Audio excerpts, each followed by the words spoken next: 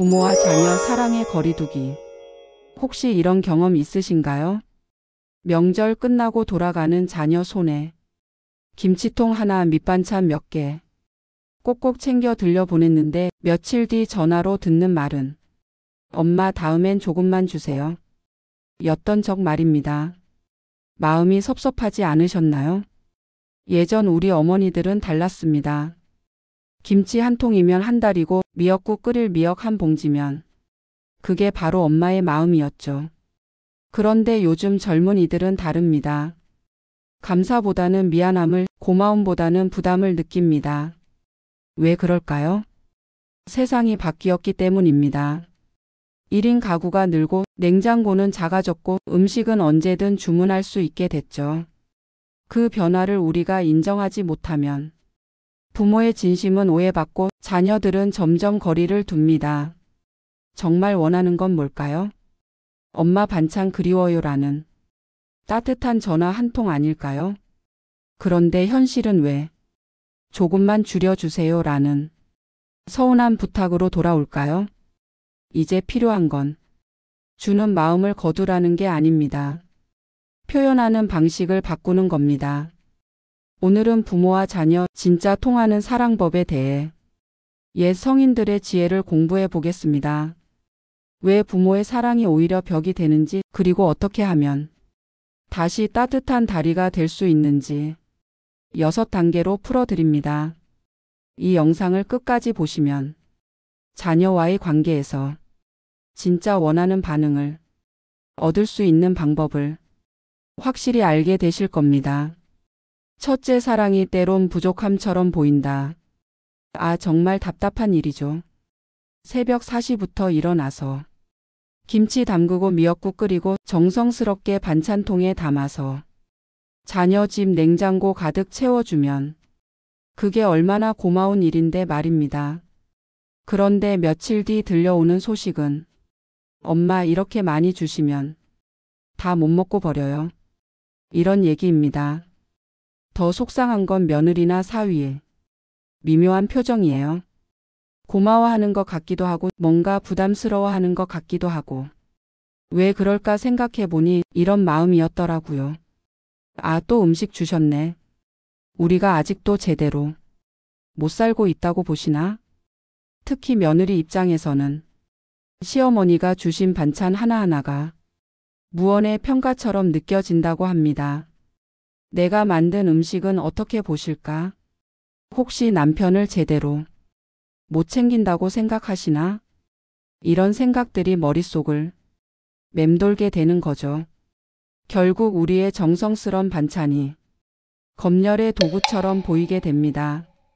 참 억울한 일이에요. 사위도 마찬가지입니다. 장모님이 또 반찬 주셨네. 우리를 아직도 애들로 보시나? 이런 마음이 쌓이고 쌓이면 어떻게 될까요? 대화는 점점 줄어들고 감사합니다 라는 말 대신 괜찮다고 하셨잖아요 라는 방어적인 말이 먼저 나옵니다. 정말 속상하죠. 우리는 분명 도와준 건데 왜 상처가 되는 걸까요? 요즘 젊은 세대들에게는 도움받는 것보다 더 중요한 게 있어요. 바로 존중받고 싶다는 마음입니다. 우리도 이제 어른이고 스스로 잘 살아갈 수 있어요. 이런 인정을 받고 싶어 하는 거죠. 그게 잘못된 건 아닙니다. 단지 우리가 자란 시대와 다를 뿐이에요. 예전엔 부모가 챙겨주는 게 당연하고 고마운 일이었는데 지금은 그것보다 독립성을 인정받는 게 더 소중한 가치가 된 거죠. 그럼 우리는 어떻게 해야 할까요? 둘째, 공간에 대한 경계심. 요즘 젊은 부부들 얘기 들어보면 참 이해할 만한 부분이 있어요. 결혼하고 나서 처음으로 둘만의 집을 꾸밀 때의 설렘 혹시 기억하시나요? 여기는 우리만의 공간이야. 이 냉장고는 우리가 정리하고 저 식탁은 우리 스타일로 꾸미자. 이런 마음으로 하나하나 자기들만의 질서를 만들어가는 거죠. 그런데 우리가 사랑하는 마음으로 냉장고 가득 반찬을 채워주면 어떻게 될까요? 며느리는 이런 생각을 합니다. 내가 정리해둔 냉장고가 완전히 바뀌어 있네. 내 나름대로 계획이 있었는데 사위도 마찬가지예요. 우리가 먹으려고 준비해뒀던 음식들이 뒤로 밀려났네. 이게 나쁜 마음이 아니에요. 그냥 자연스러운 감정이죠. 우리도 젊었을 때 생각해보면 시어머니가 부엌 이것저것 만지시면 좀 그랬잖아요. 내 방식이 있는데 이런 생각 안 하셨나요? 요즘 세대는 더 그래요. 집이 단순한 생활 공간이 아니라 자기들만의 성역 같은 곳이거든요. 우리 부부가 만든 질서, 우리만의 라이프 스타일, 이런 걸 정말 소중하게 여겨요. 그런데 우리가 선의로 이것저것 채워주고 정리해주면 고마워해야 할 텐데 왜 불편해할까요? 우리 방식이 무시당하는 것 같아. 이런 마음이 드는 거예요. 예를 들어 며느리가 냉장고를 나름대로 정리해놨는데 시어머니 반찬통들로 가득 차면 내 계획은 뭐가 됐지? 이런 생각이 들 수밖에 없어요. 정말 미안한 마음이지만 우리의 친절한 손길이 때로는 간섭으로 느껴지는 거죠. 엄마는 그냥 채워주려고 했을 뿐인데 우리는 이렇게 생각하지만 자녀들은 우리 자율성이 침해당했어. 이렇게 받아들일 수 있어요. 참 서로 다른 세대라는 게 이런 걸 보면 실감납니다. 우리 때는 어른이 해주시는 게 무조건 고마웠는데 지금은 그것보다 우리만의 방식을 인정받고 싶어 하는 마음이 더 강한 것 같아요. 그래서 사랑이 간섭으로 전해지고 관계의 거리는 점점 멀어지는 거죠.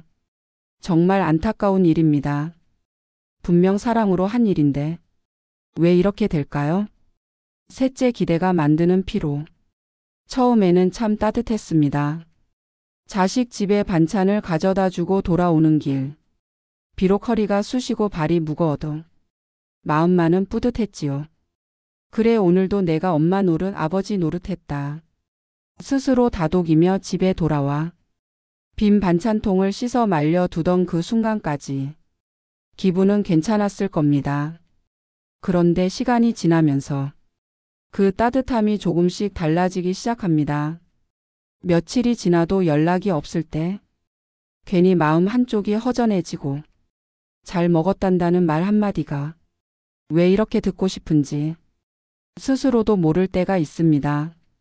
부모는 다음엔 뭘 싸갈까 고민하며 밤새 국물을 끓이고 나물을 무치지만 자녀의 마음 한쪽에는 이번에도 감사 인사를 제대로 못하면 어쩌지, 이런 부담이 쌓여갑니다.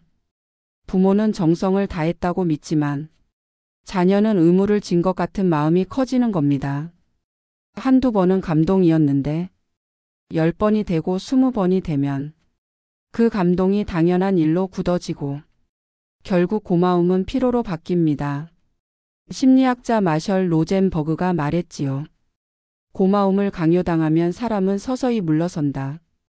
자식은 효심이 없어서가 아니라 그 사랑이 감당하기 벅차서 조용히 거리를 두게 되는 겁니다. 엄마가 또 오셨네. 이번엔 뭐라 인사해야 하지? 냉장고는 또 어떻게 정리하지? 이런 사소한 생각들이 마음속에 차곡차곡 쌓이면서 전화 횟수는 줄고 문자 답장은 늦어지고 대화는 점점 짧아집니다. 부모는 억울합니다. 내가 뭘 그렇게 잘못했나, 좋은 마음으로 했을 뿐인데 왜 자꾸 부담스럽다고 하는 걸까? 속상한 눈물이 핑 돌기도 하지요. 그러나 잘못은 아닙니다. 사랑이 틀린 것도 아니고 마음이 부족한 것도 아닙니다. 단지 세상이 변했고 자식이 원하는 방식이 달라졌을 뿐입니다. 때로는 아무것도 하지 않는 게 더 큰 선물이 되기도 합니다. 이번 주엔 안 싸도 괜찮지? 필요하면 꼭 말해. 언제든 도와줄게. 이 한마디가 자식의 마음을 풀어주고 부담 대신 따뜻함으로 남습니다. 부모의 사랑은 여전히 깊지만 그 사랑이 억지로 감사를 요구하는 순간 관계는 멀어지고 맙니다. 이제 필요한 건 많이 주는 마음보다 기다려주는 여유 아닐까요? 넷째, 이제 필요한 건 말이다. 나이가 들수록 부모 마음은 무언가를 해주고 싶어 안달이 납니다. 김치 한 통이라도 싸주고 싶고 국거리라도 넣어주고 싶지요. 그런데 요즘 자식 세대는 먹을 것보다 말이 더 그립습니다. 회사에서는 실적 이야기뿐이고 집에서는 역할과 책임만 가득하니 마음을 털어놓을 데가 없는 겁니다. 그럴 때 부모의 목소리가 큰 위로가 될 수 있습니다. 요즘 어때, 힘들진 않니? 이 짧은 한마디에 자식의 어깨가 툭 하고 내려갑니다. 마치 꽉 막힌 창문이 살짝 열리는 순간 같지요. 부모가 잔소리를 멈추고 조용히 들어줄 때 자식은 안도합니다. 아, 오늘은 그냥 내 말을 들어주는구나. 그 안도감이 쌓이면 언젠가 자식이 먼저 묻게 됩니다. 엄마는 어떻게 생각하세요? 아버지는 그때 어떻게 하셨어요? 이 질문을 받는 순간 부모의 가슴은 뜨거워집니다. 지나온 세월이 헛되지 않았구나. 내 삶의 이야기가 이제는 조언이 되는구나 하고 말이지요. 그때 꺼내는 한마디는 더 이상 간섭이 아닙니다. 내가 다 해봤다는 잔소리가 아니라 나는 이렇게 살아냈다는 묵직한 경험의 나눔이 됩니다. 자식은 그 말을 들으며 역시 부모님은 다르구나 하고 느끼고, 부모는 그 반응을 보며 내가 굳이 챙겨주지 않아도 이 아이들이 잘 살아가는구나 하고 안심하게 됩니다. 사랑은 말이 많아서 깊어지는 게 아닙니다. 귀를 열고 들어줄 때 말보다 큰 사랑이 전해집니다. 그리고 그 시간이 쌓이면 자식은 부모와의 대화를 다시 찾게 됩니다. 엄마, 오늘은 그냥 목소리 듣고 싶었어요. 이런 전화 한 통이 찾아올 때 부모는 깨닫게 됩니다. 먹을 것보다 필요한 건 결국 서로의 이야기를 들어주는 시간이었다는 것을 말이지요. 다섯째, 삶을 나누는 부모. 부모의 사랑이란 늘 자식을 향해만 흐르는 강 같았습니다. 밥을 차리고 빨래를 하고 그 아이의 앞날을 걱정하며 온 마음을 쏟아왔지요. 그런데 세월이 흐르니 자식은 이미 자기 가정을 꾸리고 자기 일에 바쁘게 살아갑니다. 이때 부모가 여전히 자식만 바라보고 있으면 오히려 무게가 되어버립니다. 아이러니하게도 부모가 자기 삶을 즐길 때 자식은 더 가까이 다가옵니다. 책을 읽으며 밑줄 그은 구절을 이런 문장이 있더라 하고 들려줄 때 자식의 눈은 반짝입니다. 엄마, 언제 이런 책을 읽으셨어요? 친구들과 소풍을 다녀와 사진 몇 장을 보여주면 자식은 묻습니다. 아빠, 요즘 참 활기차 보이세요. 어디까지 다녀오신 거예요? 그 순간 대화는 자연스럽게 이어지고 자식의 마음엔 존경이 싹 틉니다. 프랑스 철학자 알랭 드 보통은 가장 매력적인 사람은 자기 삶에 몰두한 사람이라고 말했습니다. 부모가 자기 삶을 풍성하게 살아낼 때 그 모습 자체가 자식에게 자랑이 됩니다. 나도 저렇게 나이 들어야지. 이런 다짐을 자식의 가슴에 심어줍니다. 반찬은 금세 사라집니다. 냉장고 구석에 묻히거나 며칠 지나면 버려지기도 하지요. 그러나 부모가 들려주는 살아있는 이야기는 시간이 흘러도 지워지지 않습니다. 여행지에서 본 바다의 색깔, 새로 배운 노래의 가사, 친구들과 나눈 웃음소리, 이런 것들이 자식의 기억 속에 부모를 그리워하게 만드는 씨앗이 됩니다. 자식이 먼저 전화를 걸어 엄마, 이번엔 어디 다녀오셨어요? 아버지, 그 책 얘기 좀 더 해주세요. 이렇게 말할 때 부모는 깨닫습니다. 내가 굳이 뭘 싸들고 가지 않아도 내 삶을 즐기며 사는 것만으로 이미 자식과 연결되고 있었다는 것을. 결국 오래 남는 건 반찬이 아니라 부모가 살아낸 하루하루의 빛깔입니다. 그 빛깔이 자식의 마음에 그리움과 존경으로 번져갑니다. 마지막으로 기다림이 만드는 그리움. 사랑은 많이 준다고 깊어지는 게 아닙니다. 때로는 기다려주는 마음에서 더 큰 그리움이 자라납니다. 예전처럼 반찬 보따리를 들고 불쑥 찾아가기보다 얼굴 한번 보고 싶다. 괜찮은 날 있니? 하고 묻는 짧은 연락이 자식의 마음을 훨씬 편하게 합니다. 부모가 먼저 조급하게 다가가지 않고 조용히 한 발 물러나 있을 때 자식은 오히려 엄마 요즘 왜 안 오세요? 이렇게 그리움을 먼저 표현합니다. 그 말 속에는 부담이 아니라 애틋함이 담겨 있습니다. 그리움이야말로 부모 사랑이 제대로 전해졌다는 가장 확실한 증거입니다. 많이 주는 부모보다 기다려주는 부모가 오래 기억됩니다. 가끔은 반찬이 비어있는 냉장고가 오히려 자식의 마음을 흔들어 엄마 음식이 먹고 싶다는 말을 하게 만듭니다. 사랑은 변하지 않았습니다. 달라진 건 시대와 방식일 뿐입니다. 예전에 먼저 채워주는 게 미덕이었지만 이제는 공간을 남겨두는 게 지혜입니다. 기다림 속에서 자식은 자랍니다. 그리고 그 빈자리를 스스로 채우며 부모를 다시 그리워하게 됩니다. 그러니 오늘은 서두르지 마십시오. 내가 다가가지 않아도 그들은 언젠가 다가옵니다.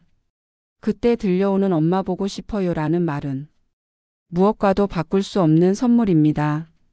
사랑의 무게를 덜고 기다림의 온도를 배우는 것. 그것이 지금 세대와 함께 따뜻하게 지내는 길 아닐까요? 구독과 좋아요, 알림 설정 부탁드리며 여러분의 노후가 더욱 평안하기를 바라는 철학의 정원 -이었습니다.